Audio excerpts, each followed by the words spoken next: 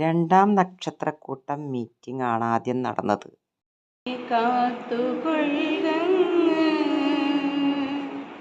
കൈവിടാതെങ്ങു ഞങ്ങളെ നാവികൻ നീ ഭവാബ്ദിക്കോരാവിവൻ തോണി വിൻപദം ഒന്നൊന്നായി എണ്ണി. അപ്പൊ നമ്മള് രണ്ടുപേര് ഇരിക്കുമ്പോ രണ്ടുപേര് യോജിച്ചിരിക്കണം. പക്ഷെ ഞാൻ ഒറ്റയ്ക്ക് ഇരിക്കുമ്പോഴാണ് ഞാൻ ഈശ്വരനുമായിട്ട് യോജിച്ചിരിക്കണം. ഈശ്വരനുമായിട്ട് യോജിച്ചിരിക്കുന്ന ഒരു പ്രവൃത്തിയാണ് നമ്മൾ മെഡിറ്റേഷൻ ഉദ്ദേശിക്കുന്നത്. നമ്മളുടെ ചിന്ത ഈശ്വരനിലായിരിക്കും. നമ്മൾ എന്ത് ചിന്തിക്കുന്നോ അതായി തീരുന്നതാണ് പറയുന്നത്. നമ്മൾ ഈശ്വരനായി തീരാൻ, ഈശ്വരനുമായി അടുക്കാൻ വേണ്ടി നമ്മൾ ചിന്തിച്ചുകൊണ്ട് ഇരിക്കണ ഒരു ഇതിനാണ് മെഡിറ്റേഷൻ എന്ന് പറയുന്നത്. നമുക്കെല്ലാവരും നമ്മുടെ ഹൃദയത്തിലാണ് ഈശ്വരൻ്റെ സ്ഥാനം. സാവധാനം സ്വസ്ഥമായിട്ടിരിക്കുക. നമുക്ക് എങ്ങനെ ഇരുന്നാലാണ് കുറച്ച് സമയം ഇരിക്കാൻ പറ്റുകയെന്ന് വെച്ച് കഴിഞ്ഞാൽ അതുപോലെ. അല്ലാതെ സ്ട്രെയിറ്റ് ആയിട്ട് ഇരിക്കാൻ സാധിക്കണവർക്ക് ഇരിക്കാം, അല്ലാത്തവർക്ക് ഇരിക്കണമെന്നില്ല. എങ്ങനെ ജീവിതത്തിലെ ഗോൾഡൻ ഏജിൽ എത്തി നിൽക്കുന്ന ഞങ്ങൾക്ക് എഴുതുക എന്നത് ഞങ്ങളുടെ കൈനസ്റ്റിക് എനർജിയെ മോട്ടിവേറ്റ് ചെയ്യുന്ന ഒരു പ്രവൃത്തിയാണ്. യൂത്രിയുണ്ട്, ഉജ്ജ്വലമായൊരു യൂത്രിയുണ്ട്, ഉജ്ജ്വലമായൊരു യൂത്രിയുണ്ട്, ഉജ്ജ്വലമായൊരു യൂത്രിയുണ്ട്. ഞാനിന്നതിലൊരു അംഗവുമാണ്, ഞാനിന്നതിലൊരു അംഗവുമാണ്. ഉജ്ജ്വലമായൊരു യൂത്രിയുണ്ട്, ഞാനിന്നതിലൊരു അംഗവുമാണ്, ഉജ്ജ്വലമായൊരു യൂത്രിയുണ്ട്, ഞാനിന്നതിലൊരു അംഗവുമാണ്. ആദ്യമതെല്ലാം നേരം പോക്കായി, ആദ്യമതെല്ലാം നേരം പോക്കായി, ആദ്യമതെല്ലാം നേരം പോക്കായി, ആദ്യമതെല്ലാം നേരം പോക്കായി. പിന്നെ നേരറിവായി, പിന്നെ പിന്നെ ഞാനറിവായി. ആദ്യമതെല്ലാം നേരം പോക്കായി, പിന്നെ നേരറിവായി, ആദ്യമതെല്ലാം നേരം പോക്കായി, പിന്നെ പിന്നെ നേരറിവായി. യൂത്രിയേ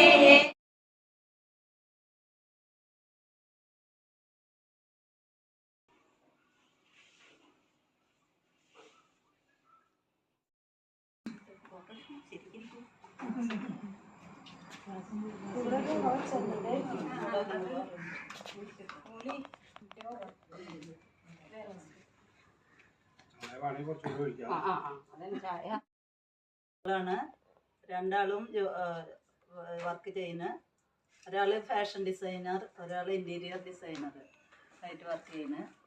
രണ്ടാളെ കല്യാണം കഴിഞ്ഞിട്ടില്ല. ഞാൻ അതിൻ്റെ ആലോചനയിലാണ് ഞാൻ. അപ്പോൾ പിന്നെ ഞാൻ ICIC പ്രൊഡൻഷ്യലിൽ വർക്ക് ചെയ്യുന്നുണ്ട് ഒരു 10-20 വർഷമായിട്ട്.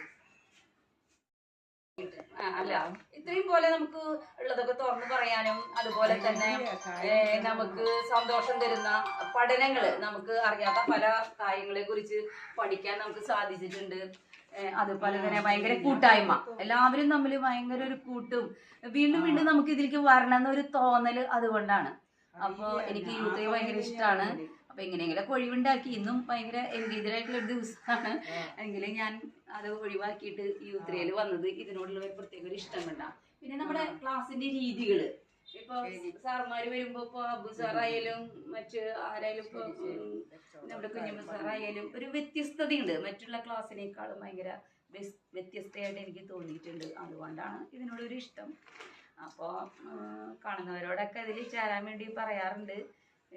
എല്ലാവരും ഈ ഒരു സന്തോഷം അനുഭവിക്കട്ടെ. പിന്നെ നമ്മുടെ ഒരു 1 ഡേ ട്രിപ്പ് ഭയങ്കര അടിപൊളിയാവാറുണ്ട് എപ്പോഴും പോകുമ്പോൾ. അതൊക്കെയാണ് ഇതിലേക്ക് എന്നെ ആകർഷിച്ചിട്ടുള്ളത് കാര്യങ്ങൾ.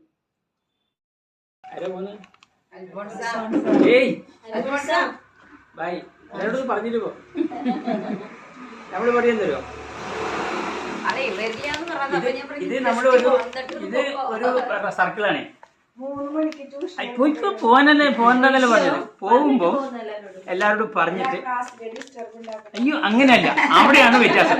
അത് ഒരു വ്യത്യാസം വരും. ആ തെറ്റിദ്ധാരണ അവസാനിപ്പിച്ചിട്ട് നമ്മുടെ കുടുംബത്തില് ഒരു പുതിയ അംഗം വന്നു കഴിഞ്ഞാൽ, ഒരു കുഞ്ഞ് വന്നു കഴിഞ്ഞാൽ ആകെ മാറൂലോ, സെറ്റപ്പ് മാറിയില്ലേ.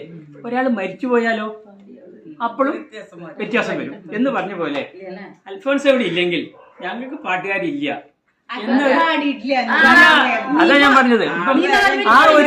ആ ഒരു കുറവ് ഇവിടെ ഫീൽ ചെയ്യും. അപ്പൊ എന്ത് പറയണമെന്ന് പറഞ്ഞു കഴിഞ്ഞാൽ ക്ലാസ് ഉണ്ട്, അതുകൊണ്ട് ഞങ്ങൾ എല്ലാവർക്കും പോട്ടെ എന്ന് പറഞ്ഞു പോകുമ്പോ എന്താ ഈ 2 വിധത്തില് ഒരു ആദരവാണ്, ക്ലാസിന്റെ ഭാഗമാണ്. ക്ലാസ്സിനോട് എല്ലാവരും ചെയ്യുന്ന ഒരു ആദരവാണ്. ഞാൻ അങ്ങനെ ചെയ്യാം. That is it. സ്കൂൾ അവർക്ക് ട്യൂഷൻ ആയിക്കോട്ടെ. Okay. ചെറിയ കുട്ടികളും എല്ലാത്തിലും ഏറ്റവും അടിസ്ഥാനപരമായി കാണുന്നത് ആദരവാണ്. അപ്പം സാധാരണ പറയും give respect and take respect, അങ്ങനെയല്ലേ പറയാം അല്ലേ? Give respect and take respect. ടീച്ചയിൽ തെറ്റാണ്, അത് തെറ്റാണ്. അങ്ങനെയില്ല. Respect is reverence is due to every living thing ആണ്. ജീവിക്കുന്ന എല്ലാവർക്കും അർഹതപ്പെട്ടതാണ്. എന്താണ് ആദരവ്? അർഹതപ്പെട്ടതാണ്.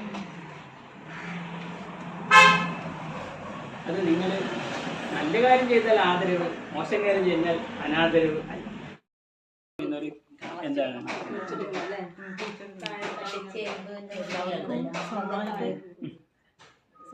സമയത്ത് നമ്മൾ കാണണം എല്ലാവരും. നമ്മുടെ ഉള്ളിലത്തെ ഓരോ വിഷമങ്ങളും നമുക്ക് പറഞ്ഞ് അവതരിപ്പിക്കാനുള്ളൊരു വേദിയായിട്ട്. സന്തോഷം. പിന്നെ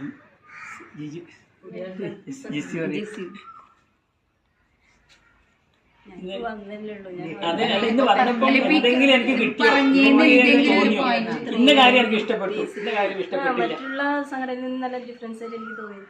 എല്ലാ കാര്യങ്ങളും പരസ്പരം എല്ലാവരും അങ്ങോട്ടും പങ്കുവെക്കുമ്പോൾ അതിൻ്റെതായ ഒരു ഇത് തോന്നി എനിക്ക്. കണ്ടിന്യൂ ചെയ്ത് പോകണമെന്ന് ആഗ്രഹമുണ്ട്.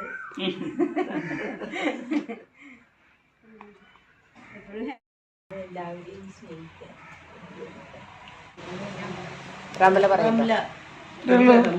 ഇനി വേറൊന്നും പറയാനില്ല. കേട്ടു. ഇന്നിപ്പോ പ്രായം ഇതില് മാനദണ്ഡമല്ല, എല്ലാവരും ഇതിൽ വരുന്ന എല്ലാവർക്കും ഒരു പ്രായമുണ്ട്. അപ്പൊ പിന്നെ അത് എൻജോയ് ചെയ്ത് കാര്യങ്ങൾ മുന്നോട്ട് പോവാം. അത്രേ ഉള്ളൂ. എല്ലാവരും ആദരവ് വാങ്ങുക. അത് മനുഷ്യരാവട്ടെ ചെടികളാവട്ടെ എല്ലാവരും ആദരവ് വാങ്ങി അർഹിക്കുന്നതാണ്. പക്ഷെ നമ്മളെപ്പോഴും എന്താ വെച്ചിട്ടുണ്ടെങ്കിൽ നമുക്ക് ആദരവ് കിട്ടണമെന്ന് ആഗ്രഹിക്കുന്ന ഒരു സ്വാർത്ഥ മനസ്സാണ് നമുക്ക് എല്ലാവർക്കും ഉള്ളത്. പക്ഷെ ഇതിൽ വന്നപ്പോഴാണ് മനസ്സിലായത് നമ്മൾ ആദരവ് അങ്ങോട്ട് കൊടുത്താൽ മാത്രമേ നമുക്ക് ആദരവ് ഇങ്ങോട്ട് കിട്ടുള്ളൂ അല്ലേ? നമ്മളെപ്പോഴും എവിടെ പോയാലും വലിയ സ്ഥാനം വേണം, നമുക്ക് ആദരവ് വേണം, നമ്മളെ അല്ല ഞാൻ പറഞ്ഞത് അതൊരു എന്താ പറയാ, അത് ആ ഒരു സാധനം ഈ എന്താ പറയാ പാട്ട് പാടോ? പാട്ടില്ല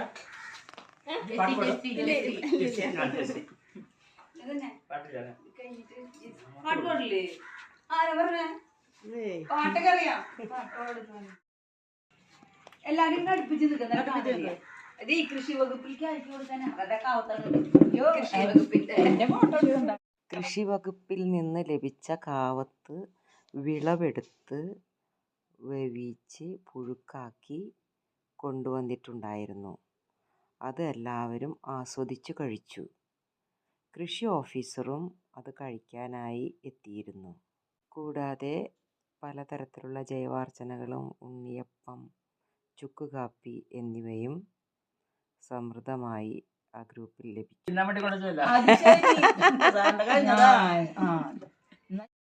കൃഷി വകുപ്പിൽ നിന്ന് ഫീൽഡ് ഓഫീസർ രചന മേഡം കാവത്ത് കഴി കഴിച്ച് നല്ലതാണെന്ന് അഭിപ്രായപ്പെട്ടു. ഇത്തരം പങ്കുവെക്കലുകൾക്ക് കൃഷി വകുപ്പിൽ നിന്ന് എല്ലാവിധ സപ്പോർട്ടും ലഭ്യമാക്കാമെന്ന് അറിയിച്ചു. അംഗങ്ങളെ പരിചയപ്പെട്ടു.